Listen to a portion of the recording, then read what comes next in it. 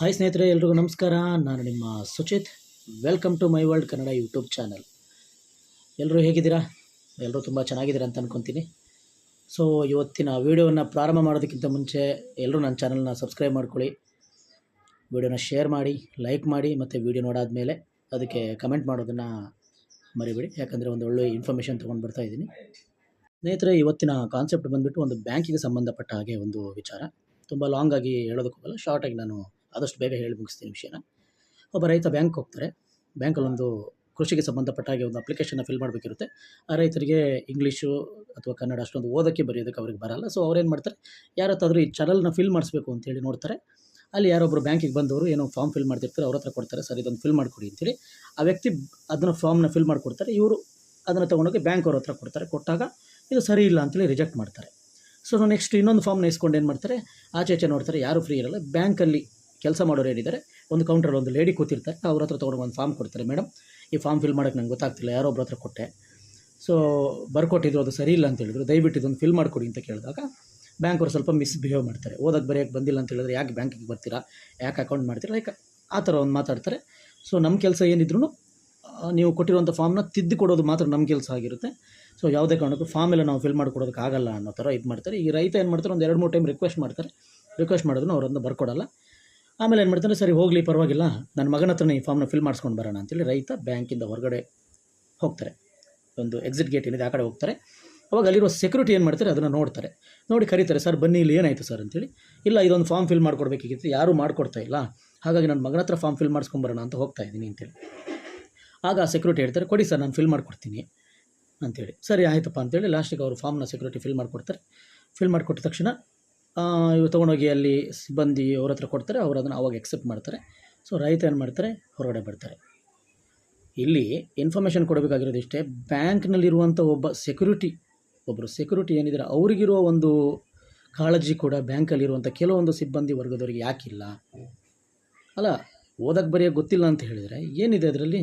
ಒಂದು form fill ಮಾಡಿಕೊಡೋದ್ರಲ್ಲಿ ಏನಿದೆ? ಯಾಕೆ ರೋಡ್ ಬಿಹೇವ್ ಮಾಡಬೇಕು? ಇವತ್ತು ಎಷ್ಟೋ ಜನ ರೈತರು, ಎಷ್ಟೋ ಜನ ಯಾವುದ್ಯಾವುದೋ ಬ್ಯಾಂಕ್ಗಳಲ್ಲಿ ಅಕೌಂಟ್ಗಳು ಹೊಂದಿರ್ತಾರೆ. ಓಕೆ, ಎಷ್ಟೋ ಜನ ಅಕೌಂಟ್ಗಳು ಹೊಂದಿರ್ತಾರೆ. ಅವರೆಲ್ಲ ತನ್ನ ಅಕೌಂಟ್ಗಳನ್ನ ಸ್ಟಾಪ್ ಮಾಡಿದ್ರೆ ಬ್ಯಾಂಕವ್ರಿಗೆ ಎಷ್ಟು ಲಾಸ್ ಆಗುತ್ತೆ ಅನ್ನೋದನ್ನು ಯಾವತ್ತಾದರೂ ನೀವು ಬ್ಯಾಂಕವ್ರು ಯೋಚನೆ ಮಾಡಿದ್ದೀರಾ? ನೋಡಿ, ಆ ರೈತ ನಮಗೆ ತುಂಬ ಬೇಕಾಗಿರೋರು, ಓಕೆನಾ? ಆದರೆ ಅವರು ನಮಗೊಂದು ಮಾತು ಹೇಳಿದ್ದಾರೆ, ದಯವಿಟ್ಟು ಆ ಬ್ಯಾಂಕ್ ಹೆಸರನ್ನ ಎಲ್ಲೂ ನೀವು ವೈರಲ್ ಮಾಡಬೇಡಿ, ಬ್ಯಾಂಕ್ ಹೆಸರನ್ನ ಎಲ್ಲೂ ತೆಗೆದೇಳಬೇಡಿ. ಪಾಪ ಮಾಡಿರೋದು ಒಬ್ಬ ಸಿಬ್ಬಂದಿ ತಪ್ಪು ಮಾಡಿದ್ದಾರೆ, ಅವರಿಂದಾಗಿ ಬ್ಯಾಂಕಿಗೆ ಕೆಟ್ಟ ಹೆಸರು ಬರೋದು ಬೇಡ ಅಂತ ಹೇಳಿದ್ದಾರೆ. ಪ್ಲಸ್ಸು ಯಾರಿಂದ ಅವರಿಗೆ ಅವಮಾನ ಆಯಿತು, ಬೇಜಾರಾಯಿತು, ಅವ್ರ ಹೆಸರನ್ನು ಕೂಡ ಎಲ್ಲೂ ತೆಗಿಬೇಡಿ ಅಂತಲೂ ಹೇಳಿದ್ದಾರೆ.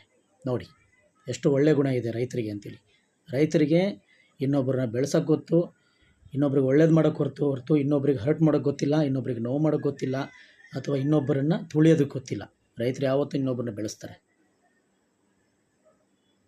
ಇನ್ನೊಂದು, ನಾನು ಈ ವಿಡಿಯೋದಲ್ಲಿ ಆ ರೈತರು ಯಾರಿಗೆ ಅವಮಾನ ಆಗಿದೆ ಅವರನ್ನು ಈ ವಿಡಿಯೋದಲ್ಲಿ ತೋರಿಸೋಣ ಅಂತೇಳಿ ತುಂಬ ಪ್ರಯತ್ನ ಮಾಡಿದೆ.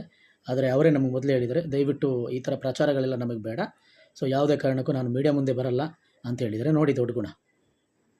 ಎಲ್ಲೊಬ್ಬರು ಏನೋ ಒಂದು ಆಯಿತು ಅಂತ ಹೇಳಿದರೆ ವೀಡಿಯೋ ಇನ್ಸ್ಟಾಗ್ರಾಮಲ್ಲಿ, ಯೂಟ್ಯೂಬಲ್ಲಿ ಹಾಕಿ ಆ ಥರ ವಿಚಾರಗಳಲ್ಲಿ ತೊಗೊಂಬಂದು ಲೈವಲ್ಲಿ ಕೂರಿಸಿ ನಾವು ಮಾತಾಡ್ಸಿದ್ವಿ ಅಂತ ಹೇಳಿದ್ರೆ ಅವರಿಗೆ ಪ್ರಚಾರ ಏನು, ಸನ್ಮಾನ ಏನು, ಏನೇನೋ ಮಾಡ್ಕೊತಾರೆ. ಅಂಥ ಕಾಲದಲ್ಲಿ ಈ ರೈತ ಯಾವುದೇ ಪ್ರಚಾರವನ್ನು ಎಕ್ಸೆಪ್ಟ್ ಮಾಡ್ತಾ ಇಲ್ಲ.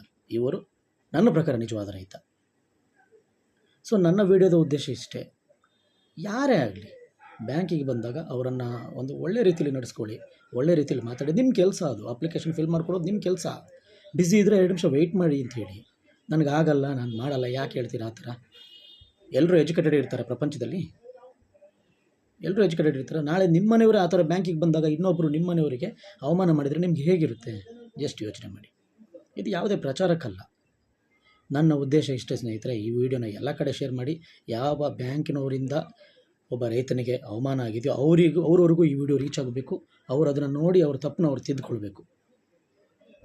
ಈ ಕಾನ್ಸೆಪ್ಟ್ ಇಷ್ಟೇ, ಅವರು ಅದನ್ನು ತಿದ್ದುಕೊಳ್ಬೇಕು. ಇನ್ನು ಮುಂದೆ ಯಾರಿಗೂ ಕೂಡ, ಯಾವ ಬ್ಯಾಂಕವರಾಗಲಿ, ಯಾವುದೇ ಡಿಪಾರ್ಟ್ಮೆಂಟ್ಗೆ ಸಂಬಂಧಪಟ್ಟವರಾಗಲಿ, ಓದಕ್ಕೆ ಬರೆಯೋಕ್ಕೆ ಗೊತ್ತಿಲ್ಲ ಅಂತೇಳಿ ಅವ್ರಿಗೆ ಅವಮಾನ ಮಾಡೋಕ್ಕೆ ಹೋಗಬೇಡಿ.